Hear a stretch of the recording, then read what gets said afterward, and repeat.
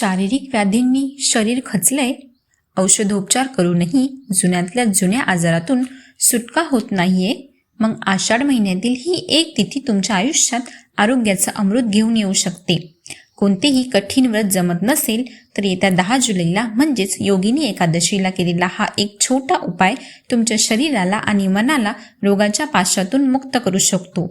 पण या एकादशीत असं काय रहस्य दडलं आहे? पद्मपुराणातील कथेनुसार स्वर्गलोकाचा राजा कुबेर याच्या दरबारात हेममाळी नावाचा एक यक्ष होता. त्याचं काम होतं राजा कुबेराच्या पूजेसाठी रोज मानसरोवरातून ताजी कमळाची फुलं आणणं. पण एक दिवस आपल्या पत्नीच्या प्रेमात मग्न झाल्यामुळे हेममाळी पूजा साहित्य आणायला विसरला.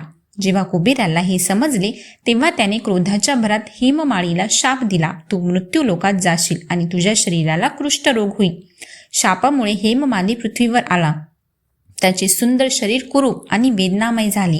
तो अनेक वर्ष जंगलात भटकत राहिला. वेदनेने व्याकुळ होऊनही त्याने मनोभावे ईश्वराचे स्मरण सोडले नाही. भटकत असताना त्याचे नशीब उजळले आणि तो हिमालयात राहणाऱ्या पूजनीय मार्कंडेय ऋषींच्या आश्रमात पोहोचला. ऋषींनी त्याच्या अंतःकरणातील पश्चाताप ओळखला आणि त्याला एक गुप्त मार्ग सांगितला. मार्कंडेय ऋषी म्हणाले, हे यक्षा, आषाढ महिन्याच्या कृष्ण पक्षातील योगिनी एकादशीचे व्रत कर. हे व्रत जुन्यातल्या जुन्या पापांचे आणि रोगांचे समूळ उच्चाटन करणारे आहे. हेममालीने ऋषींच्या आज्ञेनुसार अत्यंत कडक आणि भक्तिभावाने हे व्रत केले.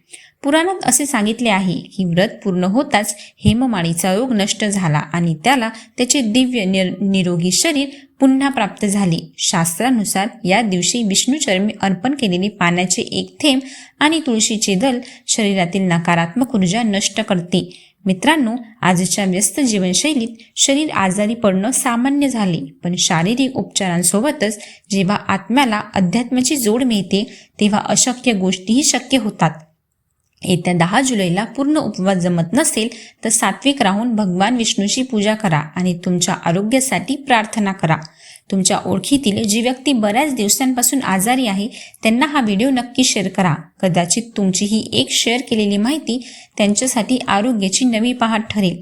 कमेंटमध्ये जय हरी विठ्ठल लिहा. ऋतुवेद्याशी जोडल्याबद्दल धन्यवाद.